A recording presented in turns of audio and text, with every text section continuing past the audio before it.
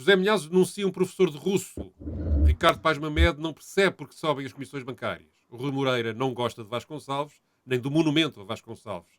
Estes são temas da edição de hoje dos comentadores, onde Nuno Ramos de Almeida e Pedro Tadeu falam ainda sobre o Saara Ocidental. Os comentadores. Eles analisam, eles debatem, eles opinam, eles influenciam, eles discutem, eles ensinam, eles divertem, eles manipulam. Eles viciam a República. Ora viva, cá estamos para mais uma emissão de Os Comentadores. Vamos começar com uma denúncia feita na televisão por José Milhazes sobre um curso de russo na Universidade de Coimbra, ou de uma instituição ligada à Universidade de Coimbra, e de um professor de russo que, na perspectiva de Milhazes, andaria a fazer propaganda a favor de Putin. Vamos ouvir. Por exemplo, eles dão como exemplo esta primeira fotografia, que é a história da literatura russa, em que eles dizem que dois dos autores, cá está, o Eduardo Limonov, que já morreu, mas que em 2016 considerava que a Ucrânia deveria ser conquistada e subjugada. O Prelepin, ali está outro homem ultranacionalista que no domingo foi alvo de um atentado terrorista e ficou gravemente ferido, e além de outros escritores russos que apoiaram a guerra. Aqui o mais curioso é que o trabalho pró-russo continua a ser feito no Centro de Estudos Russos da Universidade de Coimbra, que está ligada à organização Ruskimir, que é uma organização financiada pelo Estado russo e sancionada pela União Europeia há muito tempo, porque é responsável, e estou a citar a União Europeia, por apoiar ações que comprometem ou ameaçam a integridade territorial, a soberania e a independência da Ucrânia. O seu representante na universidade é há bastantes anos o professor, e vê se aparece aí na foto, o senhor Vladimir Pilasov. Cá está, e ali está a Fundação Mundo Russo. Que a seguir, é curioso, este senhor aparece a ouvir Vladimir Putin no Kremlin. Cá está. Ou seja, este senhor tem muita importância dentro do mundo russo. Sim. E as más línguas afirmam, e já houve razões, porque alguns deles foram expulsos de vários países, afirmam que o Ruskimir não é mais do que um ramo dos serviços secretos estrangeiros russos. Nuno, o que achas disto? Eu acho que mesmo para o Milhazes é uma quantidade de disparates seguidos que são quase difíceis de bater. Vamos por partes. A primeira questão é que este Centro de Estudos Russo, o professor foi demitido pelo reitor da Universidade de Coimbra. Portanto, neste momento encontra-se demitido. E agora vamos colocando Mas isso as provas isso aconteceu depois desta intervenção do aconteceu Milhazes. depois desta entrevista. Sim. E com base num artigo no jornal de Tomar, destas duas criaturas ucranianas que têm como denúncia esta fundação. É preciso dizer que esta fundação é uma fundação do Estado russo, é o equivalente ao Instituto Camões ou ao Instituto Cervantes, que a União Europeia, na sua loucura, pretenda que instituições de cultura russa sejam proibidas. É um problema nosso, porque a União Europeia nos influencia, mas isto é uma fundação do Estado russo e o Putin, com todos os seus crimes e a invasão, não deixa de ser o presidente da Rússia e, portanto, uma fundação do Estado russo é natural que apareça nas fotografias. Mas o mais imbecil de tudo é o argumento, que é, se contestassem que o Limonov e o Prelepin fossem escritores, fossem propagandistas e não escritores, o argumento era bom. Agora, pegar nas opiniões políticas dos escritores e daí afiançar que eles não deviam estar numa lista de escritores é completamente imbecil. Então o Céline não podia estar numa lista de escritores porque era colaboracionista nazi, e o Ezra Pound, que trabalhava numa rádio do Mussolini e não é um dos maiores poetas do século, e o Ernest Junger, que era militarista, não podia ser lido. Claro que esses nazis provavelmente teriam a simpatia de algumas dessas pessoas que agora põem o Bandera, ucraniano, combatia na divisão SS como herói. Mas a realidade é que eles não só não conhecem, eu, por exemplo, o Prelupin acho que é um escritor menos importante, mas o Limonov é de facto um escritor com muita importância dos contemporâneos russos e nem sequer tem uma biografia fácil, porque o Limonov começou por ser poeta underground soviético, dissidente soviético, sem abrigo nos Estados Unidos. Posteriormente trabalhou como mordomo para um milionário nos Estados Unidos. Voltou à Rússia depois da queda da União Soviética e formou um partido de jovens enraivecidos, os Nazbol, partido esse que foi dos principais opositores a Putin. Limonov teve 4 anos em campos de trabalho pela sua oposição a Putin e por apoiar outra Rússia de Kasparov. Portanto, quer dizer, há um desconhecimento não só da figura política, como há um desconhecimento, sobretudo, da figura literária. E, portanto, esta cultura do cancelamento, que qualquer dia cancela, como na Ucrânia, o Pushkin, o Dostoiévski e outros, é uma cultura completamente imbecil, porque, de facto, o Limonov apoiou em 2014 ou em 2016 a anexação da Crimeia.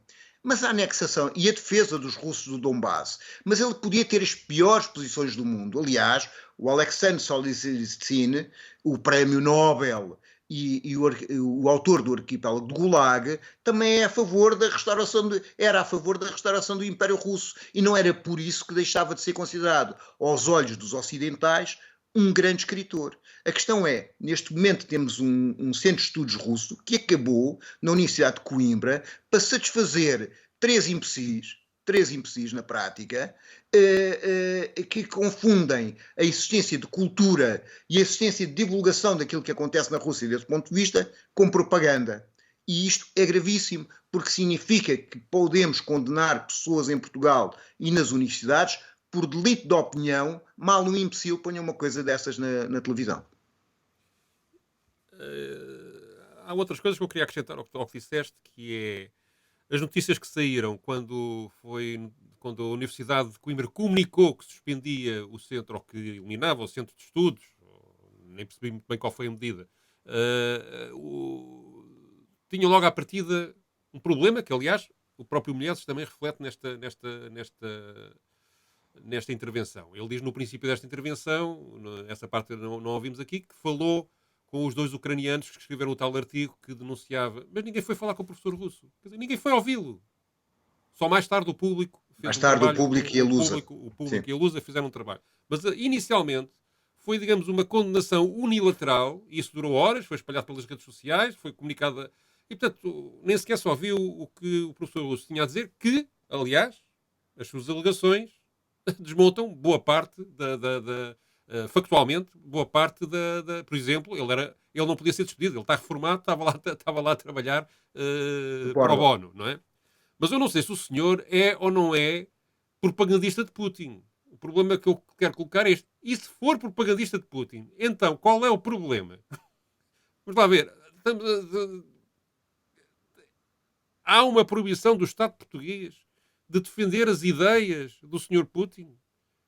Eu não conheço essa proibição. Mas na União Europeia já há, não é? Pois, mas é pá. Na União Europeia já há, não é? Mas ainda por cima, numa universidade, o sítio, digamos, onde devia. Quer dizer, se nós formos correr as universidades deste mundo, apesar de tudo, ainda é no espaço universitário onde encontramos, digamos, um espírito de liberdade, de contradição das ideias, e é na universidade.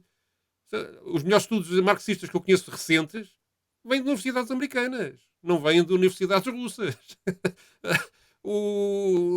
Digamos, grande parte do movimento ecologista, do movimento, digamos, tudo o que tem sido acarinhado pelas forças progressistas no mundo, advém de trabalhos universitários em grande parte. Não é? E à direita também acontece isto. Também, grande parte, o liberalismo todo nasce de estudos universitários. Portanto, vamos reduzir o espaço universitário, o debate de ideias do espaço universitário, que não sei se era isto que estava a acontecer, aliás.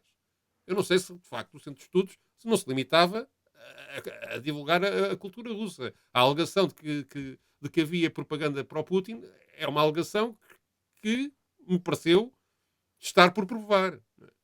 E depois a pessoa que dirige a universidade, o reitor da universidade que tomou esta decisão, toma a decisão sem ouvir o alvo dessa decisão.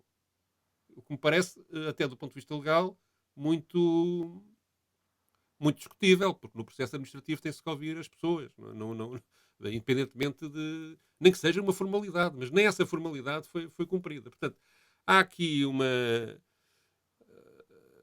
Eu percebo também quem está a gerir a universidade com o medo que existe da opinião pública, da turba que o ululante pende toda para um lado em situações deste género que são muito emocionais, que tenha medo, que perca financiamentos, que haja, digamos, eu compreendo quem está do lado, independentemente do que a pessoa possa individualmente pensar, que está a gerir uma instituição que depende de subsídios estatais, que depende provavelmente de contribuições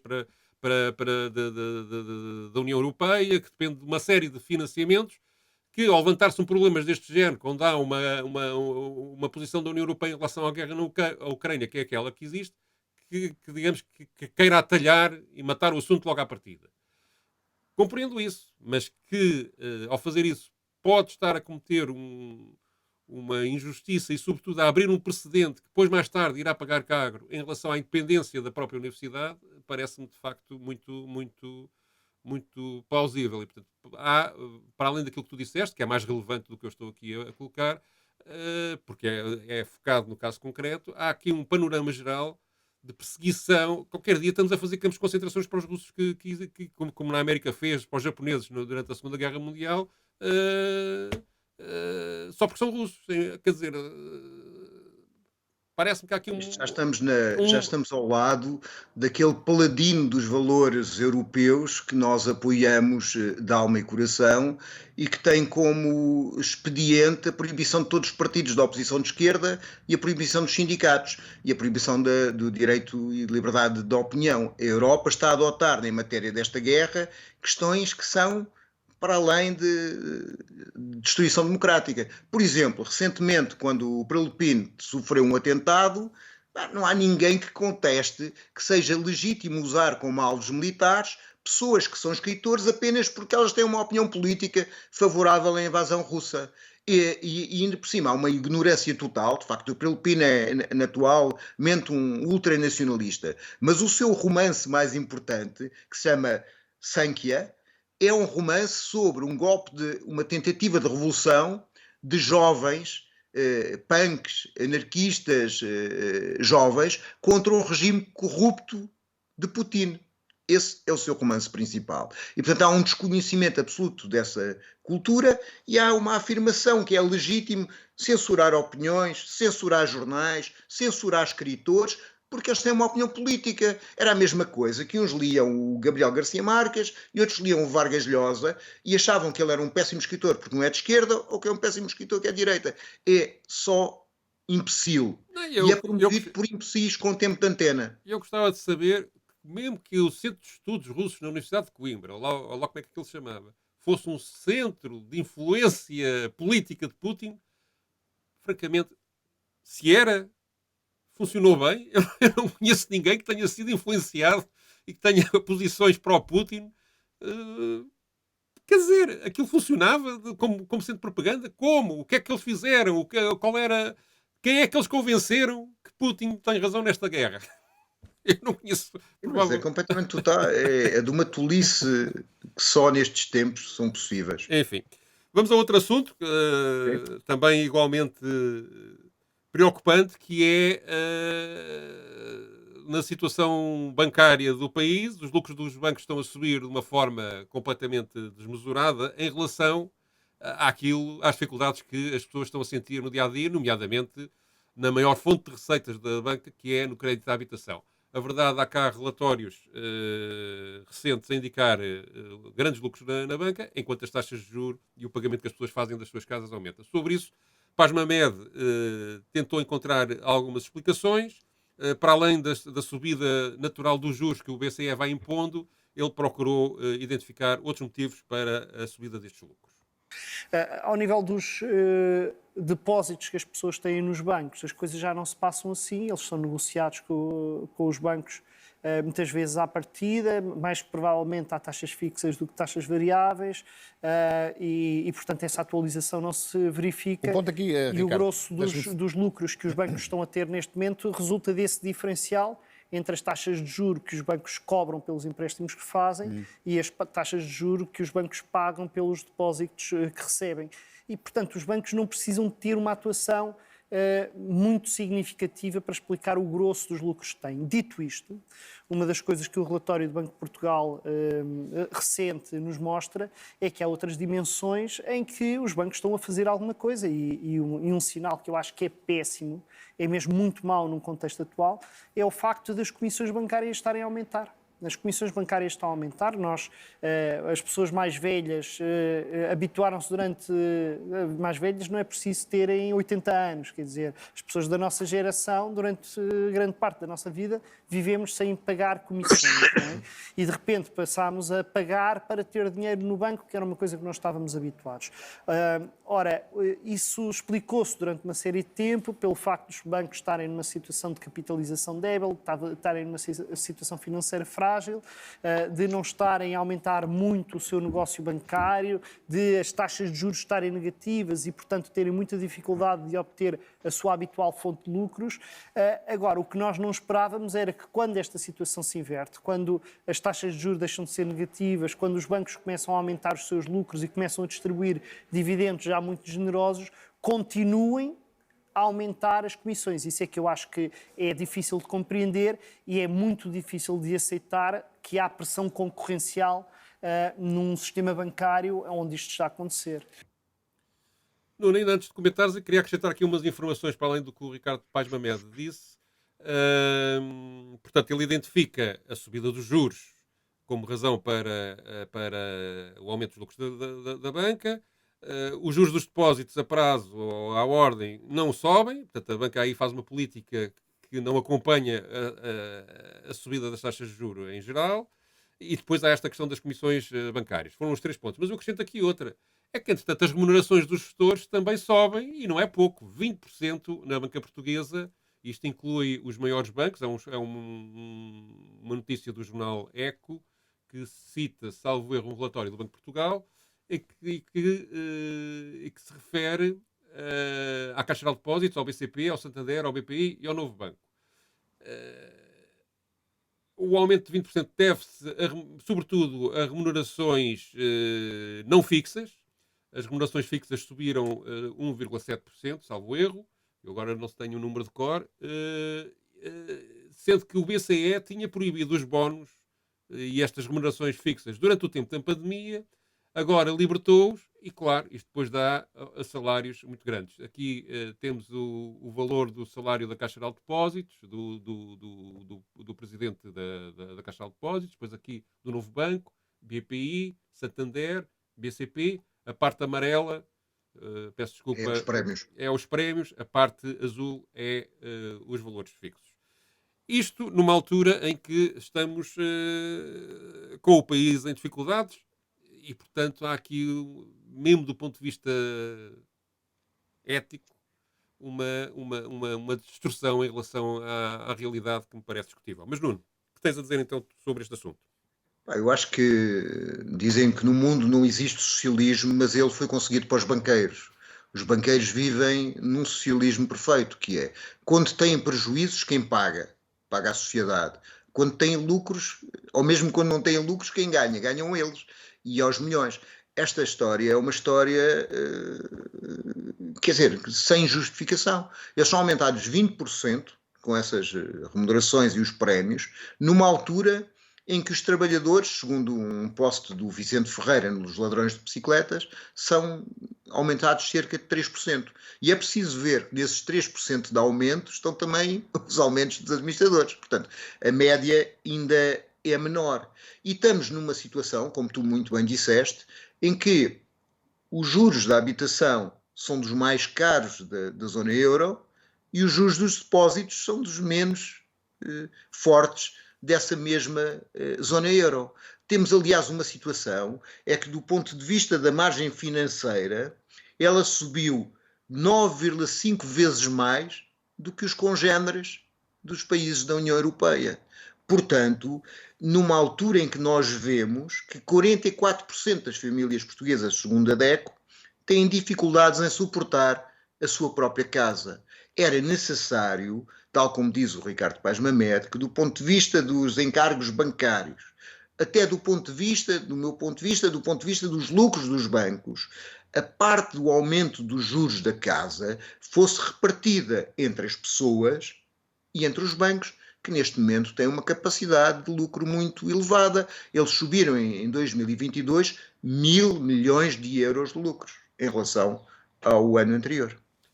E há aqui um problema de fundo que é quando se aceitou que os bancos centrais passassem a ser completamente independentes do poder político, de facto, podem suscitar situações deste género. O BCE lá decidiu, durante a pandemia, dado o alarmismo social que existia, então aqui as remunerações dos gestores de topo vão ser suspensas durante este período, num ato de solidariedade muito generoso.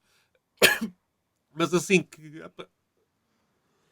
Peço desculpa, mas assim que se chegou à situação atual e que se entrou num cenário de guerra, na prática é isso que estamos a viver, a independência do Banco Central Europeu permite-lhe, indiferentemente àquilo que os governos têm estado a dizer, quase todos, gerir a situação financeira da União Europeia de uma forma que vai contra os interesses de toda a gente. Não é? A inflação, a forma como é controlada é à custa da subida dos aumentos dos juros e que, no caso da habitação, em Portugal, suscita um potencial drama social. Não é? E é por aí que parece que também era preciso pegar, era tentar, de alguma forma, repor um equilíbrio entre o poder político e o poder dos gestores financeiros da banca, que fosse mais consciente dos problemas sociais que existem. Por exemplo, acho também que o Estado português poderia fazer alguma coisa, utilizar a Caixa Geral de Depósitos, que tem uma dimensão no nosso mercado bastante grande, como moderador de uma série de práticas, entre elas a das remunerações dos seus gestores de topo e, por exemplo, na questão das comissões, que o Ricardo Paes Mamed levanta, para não dizer na própria decisão de spreads em relação ao crédito à habitação. Se a Caixa Geral de Depósitos começasse a ser verdadeiramente concorrencial em relação aos bancos privados, talvez as coisas melhorassem um bocadinho se, digamos, atuasse de uma forma, no mínimo, penso que isso poderia ser feito. Não é?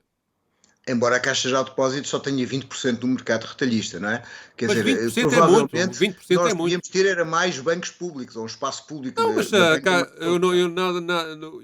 se a Caixa Geral de Depósitos produzisse um serviço mais barato e mais eficiente, que até teria capacidade para isso, dada os quadros que tem, mas mais barato no mercado, das duas uma, ou ganhava mais cota de mercado, porque as pessoas começavam estou a utilizar as regras da concorrência que tantas vezes... Olha, o Ricardo Roja, por exemplo, que é o parceiro do Ricardo Paes Mamed neste debate da RTP3 que estamos a comentar, está sempre a levantar que o que é preciso é concorrência, Então, a Caixa Geral de Depósitos que concorra e que o capital que o Estado lá tem sirva para que a concorrência sirva os interesses dos cidadãos e não os interesses de quem está a gerir.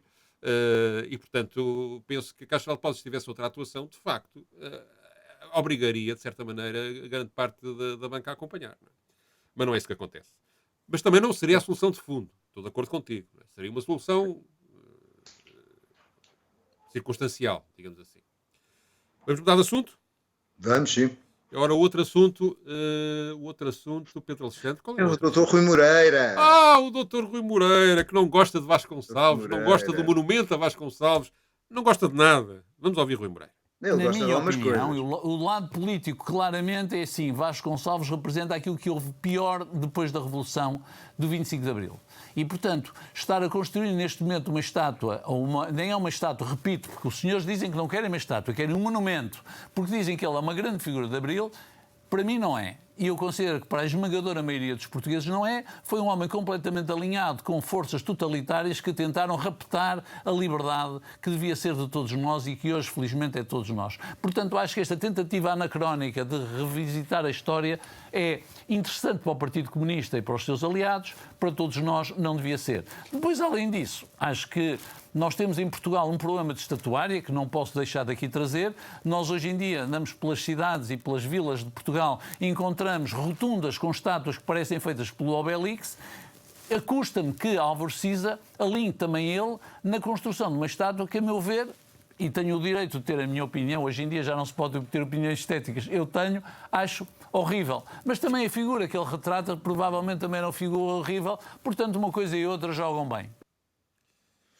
Então, deixa-me só dizer umas coisinhas. Força, vai lá. A figura horrível participou do 25 de Abril, foi membro da sua coordenação, foi quem fez o contacto com Costa Gomes e depois esse fez com Spínola, foi primeiro-ministro do segundo, terceiro, quarto e quinto governos provisórios. É responsável diretamente pelo salário mínimo, pelo subsídio de férias e desemprego e pela licença de parto. Isto é, foi durante os seus governos que estas medidas sociais, que era as pessoas poderem ir de férias e receberem dinheiro, terem subsídio de desemprego e terem salário mínimo, foram nos governos de Vasconcelos. E a liberdade foi conquistada pelo MFA, onde Vasconcelos pertenceu. No caso do Rui Moreira, do ponto de vista familiar, se formos a ver, o currículo é muito menos benéfico e talvez os portugueses gostem menos dele do que pensa Rui Moreira. O pai do Rui Moreira participou no ELP, que fez a Rede Bombista, foi um dos principais participantes da Rede Bombista.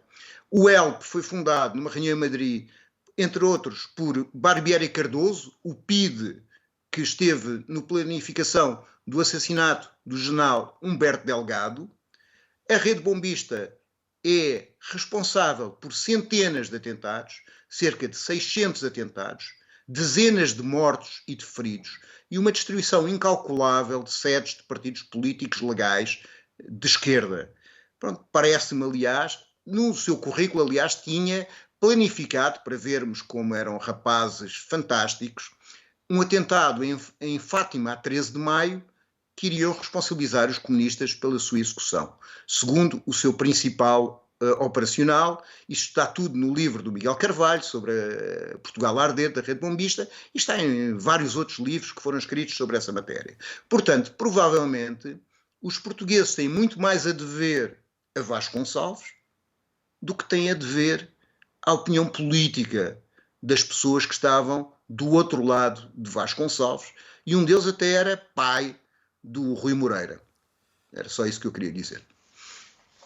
Sim, mas o filho não tem culpa das coisas do pai, enfim. Não sei se ele apoiou...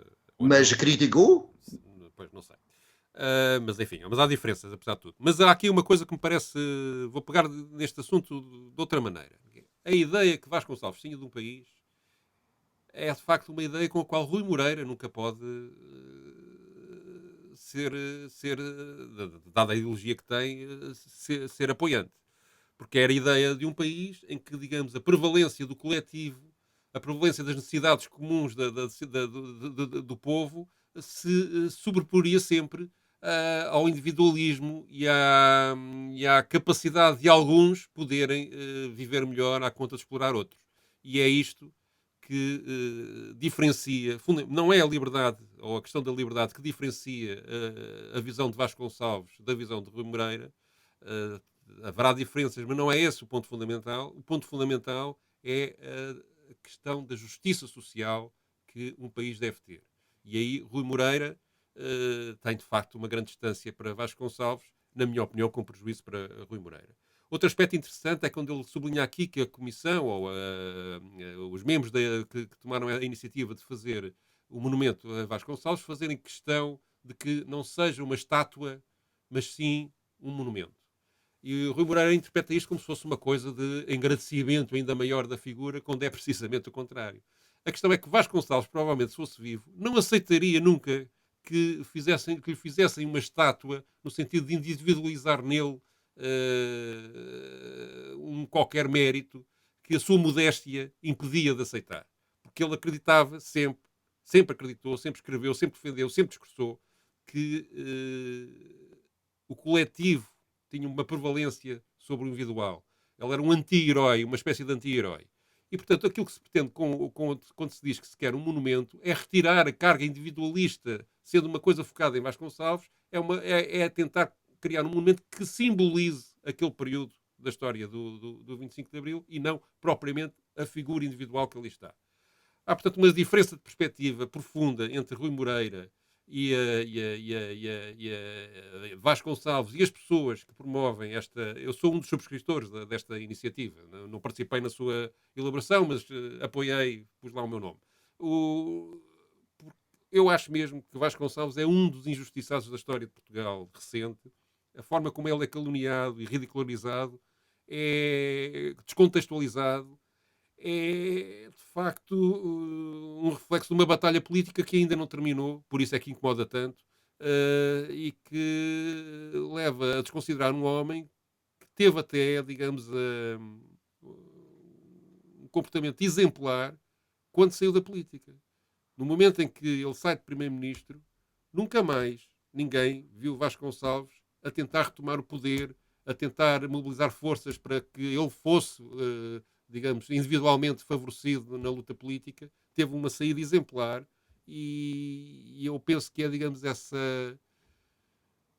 há digamos, uma ética em Vasconcelos que ainda irrita mais pessoas como Rui Moreira, o que me parece provocar este tipo de reações e de injustiças em relação a alguém que merece o nosso respeito.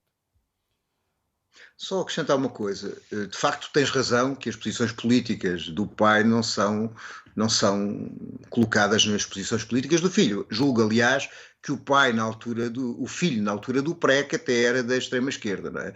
Ele estava, aliás, sempre na zona de maior conforto, não é? Como hoje está na zona de maior conforto. Aquilo que eu contesto é a reescrita da história. Sim, sim. Rui Moreira, filho, participa numa reescrita da história.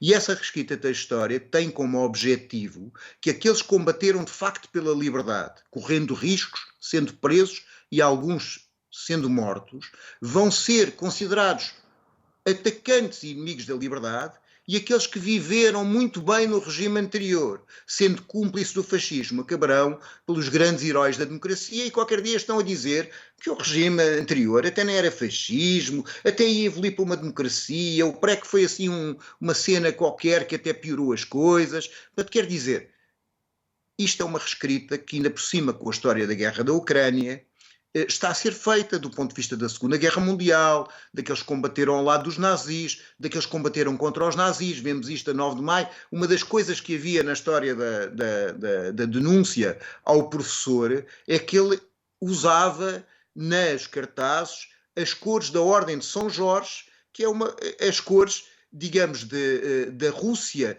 que foram apanhadas da Rússia em relação às guerras com o exterior, portanto, no seu passado. E, portanto, há ali uma reescrita, uma tirada de contexto para fazer um efeito político. E esse efeito político é muito grave e tem que ser combatido. Muito bem, vamos mudar de assunto. Porquê é que não se fala disto?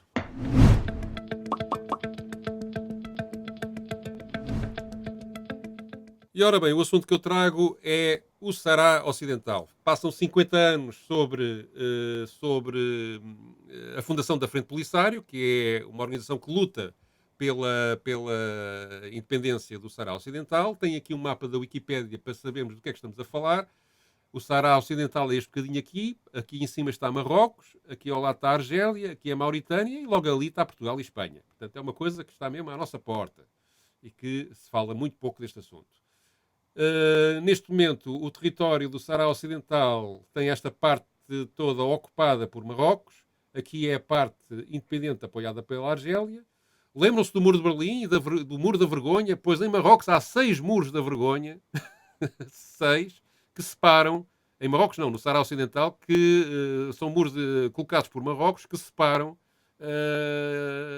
o país ao meio, praticamente atravessa o país todo, e impedem a população de passar de um lado para o outro. uma situação que perverte decisões da ONU, que se arrasta já há muito tempo e que vai ser discutida, aliás, no momento em que estamos aqui a gravar, provavelmente pode ser discutida numa cimeira que António Costa está a ter com o primeiro-ministro de Marrocos, o que leva, aliás, a Frente Polisário a já ter comunicado que pedia a Portugal para, nesta oportunidade, reforçar uma posição de apoio à independência deste território. Que a ONU, Nuno, creio que não estou incorreto, considera ser a última colónia ainda existente, não é? Tenho ideia disso. Menos tem uma resolução sobre o seu direito à autodeterminação, não é? Pelo menos tem esse caso. Bom, eu estive 3 vezes no Saara Ocidental e estive, talvez as 2 mais significativas, um ano antes do suposto referendo que iria acontecer, em que os marroquinos obrigaram a colocar população marroquina no corpo eleitoral de referendo, mas como aquilo coincidiu, seria depois do referendo de Timor-Leste, os marroquinos não aceitaram fazer o referendo e, portanto, eu estava nos campos de Tindouf, onde a população esperava cerca de 150 mil pessoas, muitas delas nasceram, viveram e morreram em pleno deserto, em condições de grande miséria, mas de grande determinação, esperavam voltar às suas casas. São populações que fugiram em 76 dos bombardeamentos marroquinos, estabeleceram-se numa zona da fronteira entre o Saara Ocidental e a Argélia e esperavam regressar às suas casas. No ano seguinte, Marrocos impediu o referendo e agora fala a diplomacia dos interesses. Temos o PSOE e o governo espanhol a reconhecerem Marrocos, a não reconhecerem a sua direito à autodeterminação da sua antiga colónia. Temos a União Europeia a fazer negócios com Marrocos e não pressionar numa situação de total violação dos direitos humanos, tanto das populações na zona ocupada como das populações que vivem em campos refugiados há gerações, desde 76 que vivem em campos refugiados, e é uma situação que não está a ser resolvida. E quem lá vai, eu fui no ano seguinte, já na altura em que pronto, não havia referendo, tudo é impressionante, quer dizer, nós vemos cemitérios das pessoas que viveram lá e morreram no pleno deserto, temos populações que estão de facto presas ao deserto, sem condições, que vivem sem condições e na ignorância total, porque os direitos do homem só existem para a comunicação social, só existem para os poderosos quando isso lhes dá jeito. De facto, quando são povos que estão há dezenas e dezenas de anos sequestrados, podemos pôr o Saara Ocidental, como podemos pôr o povo palestiniano, ou podemos pôr os curdos. Se isso não interessa às grandes potências que mandam no mundo, eles estão a morrer em silêncio. Aliás, houve uma pressão. A Espanha, portanto, saiu de lá em 75, deixando aquilo numa absoluta miséria. Quando o mundo ocidental foi ver o que era o Saara Ocidental, os jornais, na altura, relataram, de facto, a extrema miséria em que aquela população toda vivia. Mas grande parte do mundo apoiou no início, de facto, o apoio, a independência do Saara Ocidental e reconhece a Frente Polisário como o interlocutor válido para daquele país, o representante daquele país, mas as coisas mudaram quando os Estados Unidos fizeram um negócio com Marrocos. Marrocos reconhecia Israel e os Estados Unidos passavam a reconhecer a soberania de Marrocos sobre o Saara Ocidental. Tudo isso depois levou, por arrasto, e também pelos interesses económicos, nomeadamente nas questões energéticas, etc., a União Europeia, mais uma vez, a ir atrás e, de facto, neste momento, o Saara Ocidental e a sua independência está a enfrentar maiores dificuldades do que o momento de esperança que houve quando foi anunciado esse referendo, em 91 ou 92, já não me lembro quando é que isso foi anunciado, e que nunca se veio a concretizar, apesar de na altura Marrocos ter aceito essa organização. Mas arranjaram rapidamente um pretexto para acabar com isso, de facto. Deixa-me só dizer uma coisa, apesar desta posição do governo espanhol, existem muitas organizações, tanto em Portugal, mas sobretudo em Espanha, que apoiam os sarauís. E há uma coisa impressionante, há uma iniciativa impressionante, que é, há famílias do Estado espanhol que proporcionam férias a crianças sarauís. E então é muito interessante elas ficarem maravilhadas ao verem uma torneira aberta, porque a água, obviamente, no deserto não abunda, ou ao verem o mar Portanto, as reações, porque eles estão proibidos, embora haja uma costa enorme no Saara Ocidental, a verdade é que nos muros que tu falaste delimitam aquilo que se chama o triângulo útil, o que é a zona de exploração dos fosfatos, que é um dos maiores produtores do mundo, as maiores reservas de fosfatos do mundo, e é o acesso ao mar, onde existem não só combustíveis fósseis, como pesca em grande quantidade. E, portanto, essa população está impedida de voltar à sua terra, impedida de ver o seu mar, e isso é uma coisa bastante impressionante quando assistimos a estas histórias de solidariedade. Muito bem, é assim que terminamos esta emissão. Voltamos para a semana. Passem bem. Os comentadores. Eles analisam, eles debatem, eles opinam, eles influenciam, eles discutem, eles ensinam, eles divertem, eles manipulam. Eles viciam a República.